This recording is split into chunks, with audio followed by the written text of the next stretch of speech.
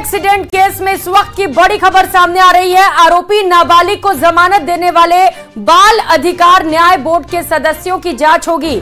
इसके लिए महिला और बाल विकास आयोग ने एक समिति का गठन किया है जो 1 हफ्ते के अंदर अपनी रिपोर्ट सौंपेगी और उसी रिपोर्ट के आधार पर आगे कार्रवाई की जाएगी। बाल अधिकार न्याय बोर्ड तब विवादों में आ गया था जब नाबालिग आरोपी को 300 शब्दों का निबंध लिखने सहित विभिन्न शर्तों के साथ 15 घंटे के भीतर जमानत दे दी गई थी और इस जमानत पर सवाल भी खड़े हुए हैं और इस जमानत को लेकर अब जांच भी की जाएगी।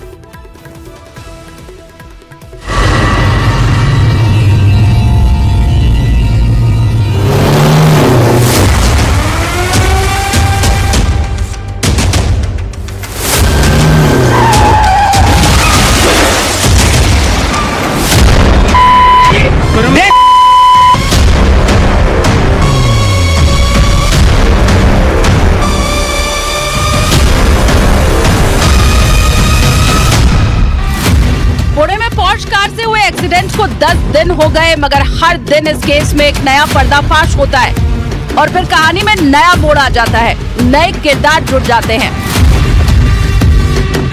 अब न्यूज 18 इंडिया को एक्सक्लूसिव जानकारी मिली है कि नाबालिग आरोपी के ब्लड सैंपल को बदलवाने के लिए उसके पिता विशाल अग्रवाल ने पुणे के ससुन अस्पताल के डॉक्टर अजय तावरे के पास अपना बेहद खास आदमी भेजा था।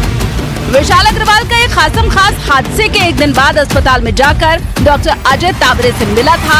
ये मुलाकात कुछ मिनट की नहीं थी बल्कि उसमें घंटों बीत गए थे और फिर विशाल अग्रवाल के आदमी ने डॉक्टर तावरे की विशाल अग्रवाल से व्हाट्सएप कॉल पर बात करवाई। विशाल अग्रवाल ने ही डॉक्टर तावरे को फोन करके ब्लड सैंपल को चेंज करने के लिए कहा था और इसके बदले में उन्हें 3 लाख की रिश्वत पेश की गई थी।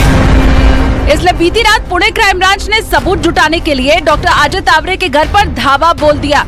विशाल अग्रवाल का वो खास आदमी कौन था, उसकी धरपकड़ के लिए भी अस्पताल के सीसीटीवी वीडियो खंगाले जा रहे हैं। वहीं ब्लड सैंपल बदलवाने वाले मामले की जांच के लिए राज्य सरकार ने एक अलग कमेटी बना दी है जिसने सच का पता लगाने के लिए अस्पताल का कोना कोना छान मारा। कल्याणी नगर इंसिडेंट के रिलेटेड ससुन हॉस्पिटल में जो घटना घटी है उसकी हमें तफ्तीश करनी है कि वो नियम के अनुसार हुआ है कि नहीं और वही जो उसका रिपोर्ट है वो हम गवर्नमेंट को सबमिट करेंगे। अभी तो हम जाके हमें इन्फॉर्मेशन मिलेगी। न्यूज 18 इंडिया को भी ये पता चला है कि पुणे क्राइम ब्रांच ये भी पता लगाने में जुटी है कि नाबालिग के ब्लड सैंपल को बदलवाने के लिए ससुन अस्पताल में भर्ती किसी मरीज का सैंपल लिया गया या फिर स्टॉक में रखे खून से ही रिपोर्ट तैयार कर दी गई। इस बीच पुणे क्राइम ब्रांच ने ड्राइवर की किडनैपिंग में इस्तेमाल की गई कार नाबालिग के दादा के घर से बरामद कर ली, जिसके बाद कोर्ट ने नाबालिग के पिता और दादा को 31 मई तक पुलिस कस्टडी में भेज दिया। चुनाव के बीच इस मामले ने विपक्ष को सरकार पर हमलावर बना दिया है।